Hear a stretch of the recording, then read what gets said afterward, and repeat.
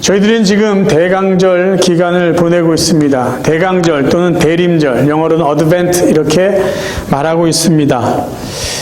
오늘 그래서 대강절의 의미에 대해서 한번 살펴보고 대강절 기간을 보내고 예수님의 초림과 예수님의 재림 사이에 살고 있는 성도로서 우리가 어떤 신앙의 삶을 살아야 되는지 오늘 이 큰 두 가지 주제를 가지고 여러분과 함께 말씀을 나누기를 원합니다. 대강절이라는 의미, 대강이라는 의미는 오다라는 라틴어에서 유래한 말입니다. 예수님이 오신다라는 것이죠. 예수님이 오신다라는 것에는 두 가지 의미가 있습니다. 예수님께서 인간의 죄를 용서해 주시기 위해서 이미 오셨다는 것과 이제 예수님께서 마지막 세상의 끝에 세상을 심판하러 다시 오실 것이다라는 예수님의 오심의 두 가지 의미를 담고 있습니다. 성경에 예수님의 오심을 가장 잘 표현하는 단어가 있는데 마라나타라는 단어예요. 이 마라나타라는 단어는 1세기 이후 초대교회 성도들이 믿음으로 고백한 그들의 신앙입니다. 주여 오시옵소서. 근데 이 마라나타는요, 두 가지로 나누어서 생각해 볼 수 있는 단어입니다. 첫 번째는요, 마란아타, 이렇게 읽는 거예요. 끊어서. 마란아타라고 읽을 때는 주님이 오셨습니다라는 과거에 완전히 이루어진 사건을 표현하는 완료형으로 고백되는 단어가 되는 거예요. 마란아타. 주님은 오셨습니다. 근데 이 마라나타를 마라나타 이렇게 읽으면 주님 오시옵소서, 미래에 이루어질 사건에 대한 명령형이 됩니다. 그래서 장로신학대학 설교학 교수인 주승중 목사는 이 마라나타라는 단어를 통해서 믿음의 사람들의 신앙을 이렇게 정리해 주었어요. 제가 한번 읽어드릴게요. 우리는 마란아타, 즉 예수께서 이미 오셨다는 믿음과 마라나타, 미래에 다시 오실 주님에 대한 기대 사이에 살고 있는 것이다. 결국 우리는 주님의 첫 번째 오심과 두 번째 오심 사이에 살고 있다는 것이다. 그래서요, 저는 우리 모두가 믿음의 사람들이 대강절, 대림절을 지킨다는 것은 어떤 의미가 있을까요? 예수 그리스도께서 나의 죄를 위해서, 내 죄를 용서해 주시고 구원해 주기 위해서 이미 인간으로 오심, 그래서 나의 죄를 용서해 주신 구원의 은혜를 기억하며 사는 것과, 그래서 감사하며 사는 것과 동시에 이제 그 주님이 영원한 하늘나라 천국에 우리를 살게 하시기 위해서 다시 오실 것, 재림하실 것을 믿고 믿음으로 주님의 오심을 기다리며 사는 것이다 라고 말할 수 있는 것입니다. 그러면 이 대강절의 의미를 우리가 이렇게 이해하고 정리한다면, 그럼 예수님의 초림과 예수님의 재림 사이를 우리가 살아가고 있는데 우리는 어떻게 이 시대를, 이 기간을 살아가야 될까요? 자, 이제 제가 여러분에게 질문을 드립니다. 여러분의 구원은 언제 완성되었습니까? 아니면 언제 완성될 것이라고 생각합니까? 좀 더 구체적으로 질문을 정리하면 이것이에요. 여러분의 구원은 예수님이 첫 번째 오셨을 때 완성이 되었습니까? 아니면 예수님이 다시 오실 때, 재림하실 때 완성될 것이라고 생각하십니까? 왜 예수님은 굳이 두 번 이 세상에 오시는 것일까요? 처음 오셨을 때 인간의 죄 용서해 주시고, 그때 사단의 세력 다 없애시고, 그때 천국을 이루어 주시면 될 것을 왜 처음에 오셨다가 십자가에 죽으시고 부활하시고 승천하신 다음에 왜 다시 오신다고 그러셨을까? 왜 그런 것 같아요? 어떤 분들이 이렇게 생각해요. 예수님이 처음 오셔서 인간 죄를 용서해 주신 다음에 지켜보겠다는 거죠. 그동안 하나님의 말씀대로 잘 사나 안 사나 지켜보고 다시 오실 때 정말 너희들이 구원받았는지 안 받았는지 결정하겠다. 그렇게 생각하는 사람이 있어요. 근데 그렇지가 않습니다. 예수님이 처음에 오셨다가 다시 오시는 이유는, 그런 기간을 두신 이유는 처음에 와서 예수님이 하신 그 구원의 일을 믿지 않는 자들에게 믿을 수 있는 기회를 주시기 위해서예요. 자, 초림과 재림 사이를 살아가는 성도들이 반드시 기억해야 될 사실, 믿어야 될 진리가 있어요. 그것은 뭐냐면요, 인간의 구원이요, 인간의 죄 용서는 예수님의 초림으로 완전히 끝났다는 거예요. 완성되었다라는 겁니다. 예수님이 처음에 이 세상에 오셔서 인간으로 사역하시고 인간의 죄를 대신해서 십자가에 죽으심으로 죄 용서가 됐고요. 그분이 부활하심으로 영원히 산다라는 것을 보여주셨어요. 그러니까 쉽게 말하면 예수 그리스도의 오심과 죽으심과 부활을 믿는 자들이 예수 그리스도의 죽음과 부활을 통해서 완전하게 죄 용서 받은 것이에요. 히브리서 성경을 읽으면 예수 그리스도의 구원의 완전성을 몇 가지 각도로 설명해 주고 있어요. 그 중에 사람들이, 구약시대의 사람들이 죄 용서 받기 위해서 짐승을 죽였던 그 희생 제사의 예를 들어서 예수님의 죽음이 인간의 죄를 완전히 용서해 주었다는 걸 설명해 주고 있습니다. 그 한 부분을 제가 읽어드릴게요. 히브리서 10장 12절부터예요. 오직 그리스도는 죄를 위하여 한 영원한 제사를 드리시고 하나님 우편에 앉으사 그 후에 자기 원수들을 자기 발등상이 되게 하실 때까지 기다리시나니 그가 거룩하게 된 자들을 한 번의 제사로 영원히 온전하게 하셨느니라. 17절부터요. 또 그들의 죄와 그들의 불법을 내가 다시 기억하지 아니하리라 하셨으니 이것들을 사하셨은즉 다시 죄를 위하여 제사 드릴 것이 없느니라. 그러니까 주님의 죽으심이 인간의 죄를 완전하게 용서해 주셨다는 거예요. 그러니까 쉽게 말하면 인간이 죄 용서받기 위해서 해야 될 다른 일이 남아있지 않다는 거예요. 그래서 예수님의 죽음을 통해서 하나님이 인간의 죄를 용서해 주시고 17절에 보면요, 그들의 죄와 그들의 불법을 다시 기억하지 않으신다고 그러는 거예요.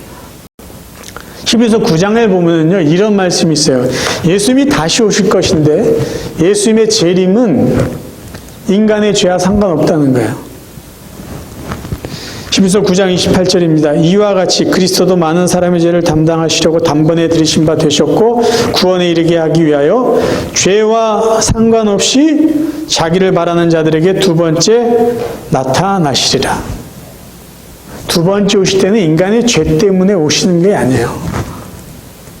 그러니까 예수 그리스도의 초림 때에 이루신 그 구원 사역을 믿는 자들, 그래서 죄 용서받은 자들, 구원받은 자들이 주님의 재림을 기다리는 것은 내가 구원받았을까 못 받았을까 그런 마음으로 기다리는 게 아니라 그분이 영광 가운데 오셔서 우리와 함께 영원히 살게 해주실 그 소망, 그 기쁨을 바라보고 기다리는 것이에요. 근데 종종 사람들이 이런 질문을 해요. 아니, 그런데 내가 보니까 예수 믿는다고 하면서도 정말 못된 사람들이 있더라고요. 저렇게 못된 짓을 하고 사는 사람이 있는데 저런 사람이 구원받았다라는 게 말이 됩니까?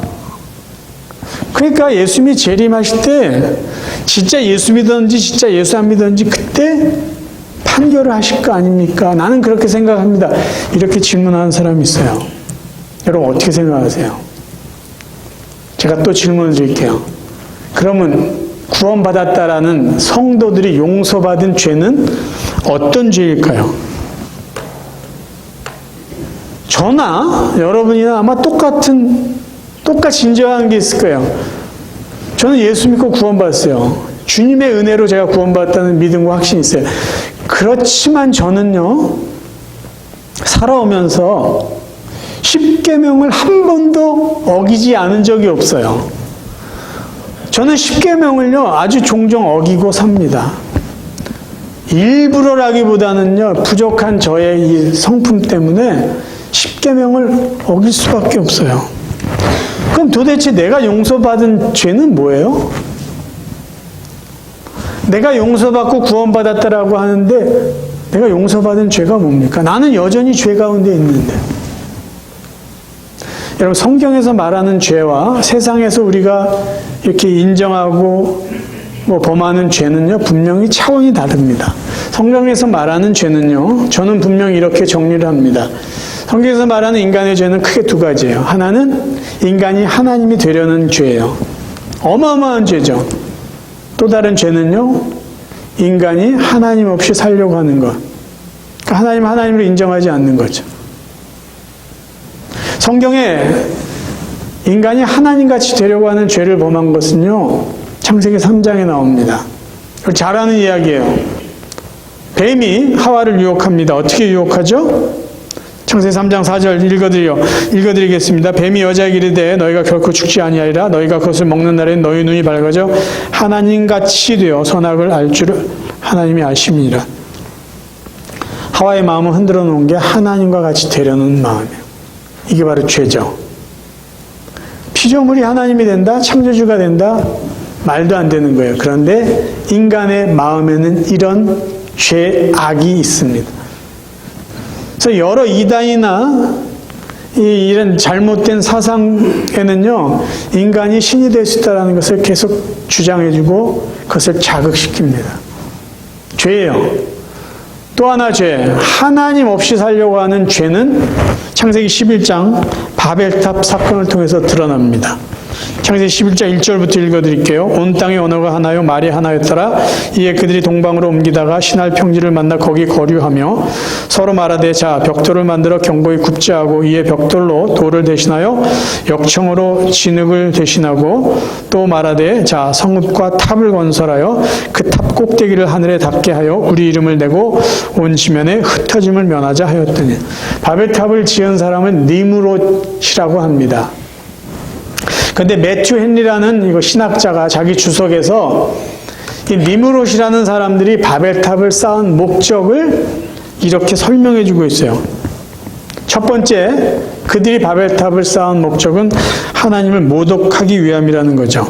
왜냐하면요, 그들이 바벨탑을 어디까지 쌓으려고 하냐면요, 꼭대기를 하늘에 닿게 하려고 합니다. 그러니까 하나님께 대한 도전이에요. 한번 해보겠다는 거예요. 하나님께 적대적으로 나가는 거죠.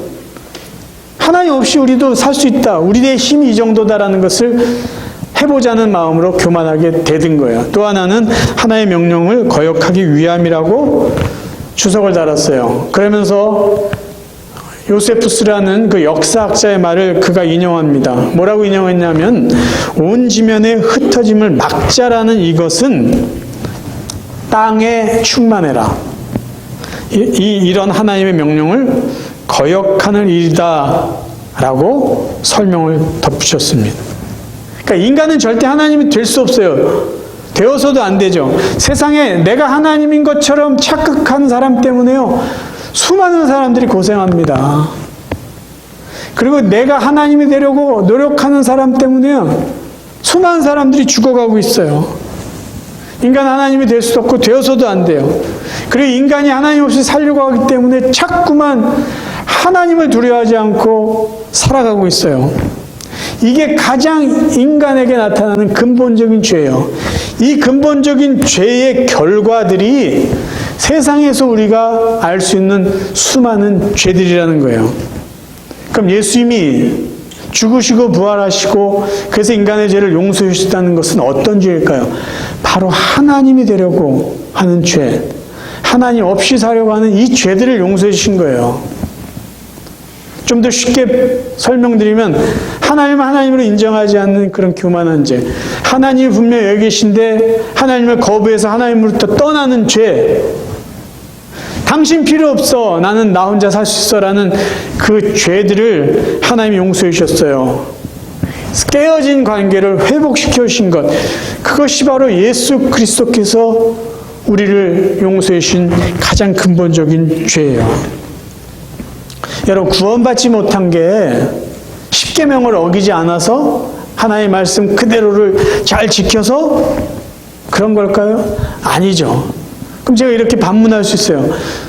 저나 여러분이 선하게 살았다고 합시다. 십계명의 말씀을 잘 지켰다고요. 그럼 그 잘 지킨 것의 유효기간은 몇 년이라고 생각하세요? 왜 제가 이렇게 질문 드리냐면, 십계명 잘 지켜 살다가 어느 한날, 한순간에 십계명 중에 하나를 어겼다고 합시다. 그럼 그동안 십계명 잘 지킨 것의 유효기간이 어디까지 포함이 돼요?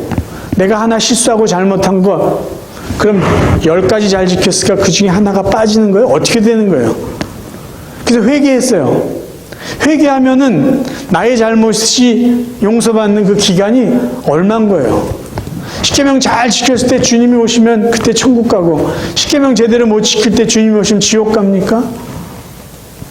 우리가 살아가면서 짓는 사소한 이런 일들 때문에 천국 가고 지옥 가는 것이 결정난 것이 아니라, 하나님이 예수 그리스도 통해서 우리가 하나님같이 되고 하나님 없이 살겠다고 했던 이 죄들을 그분이 용서해 주셔서, 우리로 하여금 그것을 믿게 해주셔서 우리가 근본적인 죄 용서받고 하늘나라 천국에 갈 수 있게 된 것이에요. 우리가 무엇을 해서 된 것이 아니에요. 그럼 주님이 왜 오세요? 왜 재림하세요? 재림하실 때 주님이 하실 게 뭐예요? 재림하실 때 하실 그 최후 심판이죠. 최후 심판은 성도들에게는 상급에 대한 심판이에요. 이미 구원 끝났잖아요. 죄 용서 받았잖아요. 죄 때문에 오신 게 아니라니까요. 다시 오셔서 성도들을 불러서 뭘 하시나요? 그동안 얼마나 하나님 기뻐하신 대로 살았냐, 그거 평가하셔서 상 주기 위해서 심판하실 거예요. 그런데 그때까지 몇천 년이 지났는데도 여전히 예수 그리스도를 믿지 않는 그들은 어떻게 하실까요? 최후 심판하신 거죠. 그래도 안 믿냐? 그래도 못 믿겠냐? 그때 그들을 지옥으로 보내시는 최후 심판을 하신 거죠. 구원은 초림 때 끝났습니다. 재림 때는 그 모든 하나님의 사역을 다 끝내는 것이죠. 기억하세요. 여러분들의 구원은요, 예수님의 초림으로 완성되고 다 끝난 일이에요. 그러면 이제 초림과 재림 사이를 살아가고 있는데 저희들이 어떻게 살아가야 될까요? 단순합니다. 우리의 삶은 하나님의 뜻을 이루기 위해서 살아야 돼요. 여러분, 기독교인들이요, 하나님을 믿고 섬기는 건요, 나 잘되기 위해서 섬기는 게 아니에요. 내 유익과 나 잘되기 위해서 어떤 신을 섬기는 건요, 미신이에요. 미신. 샤머니즘. 귀신 섬기는 사람들의 목적은 뭐냐면요, 내가 아프지 않고 내가 잘되고 내가 돈 많이 버는 거예요. 그러기 위해서 귀신들을 달래요. 그래서 귀신이 좋아하는 것을 해요. 왜요? 내가 잘되기 위해서. 근데 성도들은, 하나님의 백성들은 왜 하나님의 뜻을 이루기 위해서 살아야 될까요? 이미 하나님이 우리를 구원해 주셨잖아요. 이미 하나님이 우리를 사랑해 주시고 우리를 이 땅 가운데 하나님의 은혜 속에 살게 하시잖아요.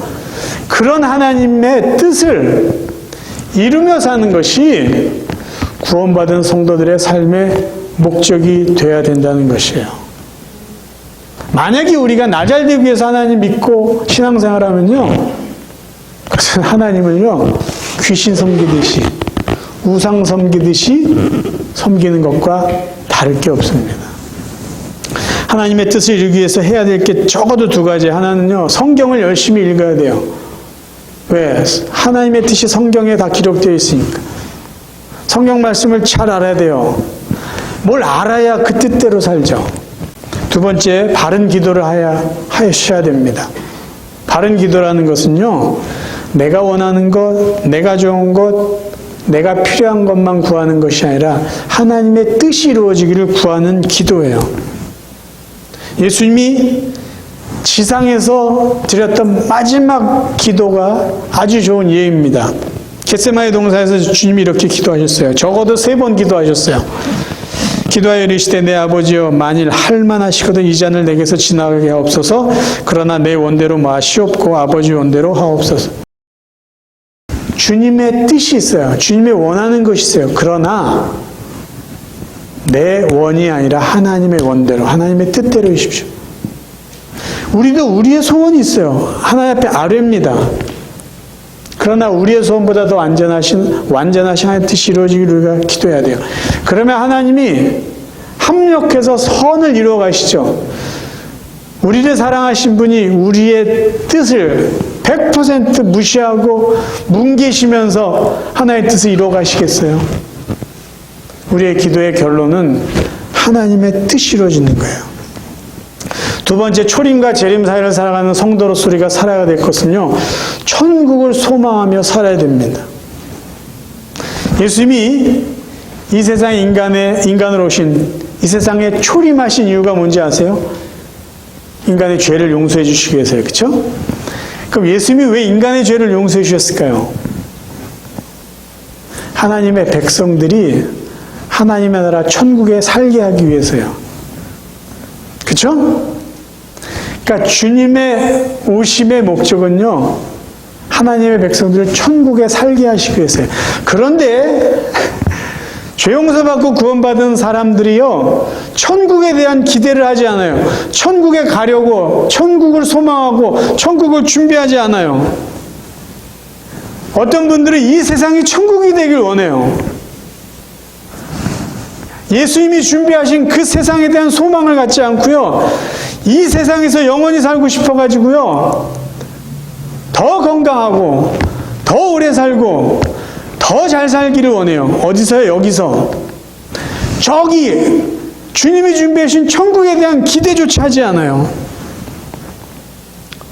이상하지 않습니까, 여러분? 주님이 우리를 위해서 준비해 놓은 곳이 천국인데, 영원히 살 천국, 거기를 준비해 놨는데 우리는 거기에 대한 생각이 없어요. 고난의 역설이 있어요. 왜 하나님은 사랑하는 성도들이 고통을 당하고 아파하는 것을 아시면서 고난을 그대로 허용하시고 내버려 두실까요? 고난이 주는 역설 중에 하나가 뭐냐면요, 하나님 우리에게 고난을 허용하시는 이유 중에 하나는 이 세상은 너희가 영원히 살 천국이 아니다라는 것을 확인시켜 주시기 위해서예요. 이 세상이 너무 좋다고 가정합니다. 이 세상에 사는 제가 불편한 게 하나도 없어요. 아프지도 않아요. 제약된 게 하나도 없어요. 꺼릴 것도 하나도 없어요. 하고 싶은 걸 다 해요. 부족한 것도 없어요. 그러면 제가 천국에 대한 생각을 할까요? 천국을 소망하면서 기도하며 살까요? 여러분, 천국이 어떤 곳이라고 생각하세요? 저랑 이제 성도님들이랑 성경 공부하다 천국에 대한 이야기를 하면요, 사실 결론이 안 나요. 왜냐하면 그 누구도 천국 가서 살다가 온 사람이 없기 때문이에요. 그러니까 그저 상상만 할 뿐이죠. 성경에 나와 있는 그것에 대한 우리의 상상과 믿음을 더하는 것밖에 없어요. 그럼 성경에는 천국에 대해서 어떻게 이야기해 주고 있을까요? 계시록을 보면요, 요한계시록을 보면 정말 요만큼 이야기를 해주고 있어요. 계시록에서 이야기 중 천국은요, 그냥 황금 보석으로 가득 찬 그 정도. 그 다음에 계시록 21장에 보면요, 조금 더 구체적이라고 이야기해 주고 있는데 이 정도예요. 또 내가 새하늘과 새 땅을 보니 하나님은 친히 그들과 함께 계셔서 모든 눈물을 그 눈에서 닦아주시니 다시는 사망이 없고 애통하는 것이나 곡하는 것이나 아픈 것이 다시 있지 아니하리니. 왜 이 정도밖에 이야기를 못했을까요? 천국의 그 아름다움과 그 완전함을 인간의 언어로 다 표현할 수 없기 때문에 저는 이렇게밖에 설명하지 못했다라고 생각합니다. 하나님이 함께 하시고 하나님이 눈물을 닦아주시고 사망이 없고 아픔이 없는 것. 단지 이 정도가 천국일까요? 우리가 이 정도만 읽으니까 천국에 대한 기대감이 없어요. 제가 믿고 제가 생각하는 천국은 이렇습니다. 천국은요, 우리가 즐길 수 있는 모든 것을 극대화시켜서 즐길 수 있는 곳이다라고 저는 믿어요. 내가 가장 좋아하는 것을 내가 가장 극대화시켜서 즐기고 만끽하고 만족할 수 있는 것이 천국이라는 거죠. 이것도 다 설명이 안 돼요. 근데 예를 들면 이래요. 나는 먹는 게 너무 좋은 사람이야. 먹는 게. 세상에 있는 모든 음식을 다 먹고 싶어. 근데 지금 세상에 있는 사람이요. 아무리 내가 먹는 걸 좋아한다 해도 양이 있기 때문에 다 못 먹고요. 또 하나는 살찔까봐 못 먹고요. 어떤 분은 아파서 당뇨나 이런 질병 때문에 자기가 먹고 싶은 것도 못 먹어요. 근데 천국은 먹는 걸 좋아하는 사람의 예입니다. 먹고 싶은 걸 다 먹어요. 마음껏 먹어요. 근데 살찔 걱정 안 해. 배불러서 소화불량 걱정을 안 해. 모든 걸 맛있게 다 먹을 수 있는 거죠. 극대화시킨 거예요. 즐기는 거죠. 노래를 잘하는 사람이 얼마나 부러운지. 근데 제가 노래하면 사람들이 별로 좋아하지를 않아요. 근데 천국 가면서 제가 노래를 하면 어떡할까요? 천사의 목소리로 노래를 하는 거예요. 사람들이 제 노래를 듣고 막 다 환호를 해요. 다 기뻐해요. 여러분이 가장 좋아하는 것을 천국 가서 극대화시켜서 가장 큰 기쁨 가운데 즐길 수 있는 곳, 그거보다 더한 곳이 저는 천국이라고 믿어요. 아니, 하나님께서 하나님의 백성, 아들을 죽이시면서까지 사랑하시고 구원하신 백성들이 살 곳을 만들어 놓으셨어요. 어느 정도겠어요? 어느 정도. 그냥 와서 아프지 않고 그냥 할 일 없이 쉴 정도의 그런 곳을 하나님 만들어 놓으셨겠어요? 여러분, 천국을 더 상상하시고 그려보세요. 그러면요, 이 세상에 대한 미련 없을 겁니다. 살게 하시는 동안 우리가 감사하며 살지만 여기가 천국 되게 해주세요. 그런 얘기는 안 할 거예요. 우리가 천국에 대한 분명 믿음과 소망이 있다면요, 제가 처음 말씀드린 마라나타를 바르게 믿음으로 고백할 수 있을 것이에요. 어떻게 해요? 마라나타. 주님은 오셨습니다. 나를 위해 오셨습니다. 나를 위해 죽으시고 부활하셨습니다. 그 주님 때문에 내가 구원받았습니다. 그 주님 정말 감사합니다. 첫 번째 고백할 수 있을 거예요. 그 다음에 마라나타. 주님 오시옵소서. 제가 준비됐습니다. 저는 주님과 함께 주님이 예비해 놓으신 천국에서 살 준비가 되어 있습니다. 주님 오시옵소서. 이 고백을 우리도 얼마든지 할 수 있다는 것이에요. 사랑하는 성도 여러분, 이 성탄의 계절에 주님의 초림 기억하시고 감사하세요. 왜 오셨습니까? 여러분 위해서 오신 거 아니에요. 왜 죽으셨어요? 왜 부활하셨어요? 여러분 구원하시기 위해 죽으시고 부활하셨어요. 그 주님께 진심으로 감사하세요. 그리고 다시 오실 주님 재림을 믿음 가운데 소망하시며 사시길 바랍니다.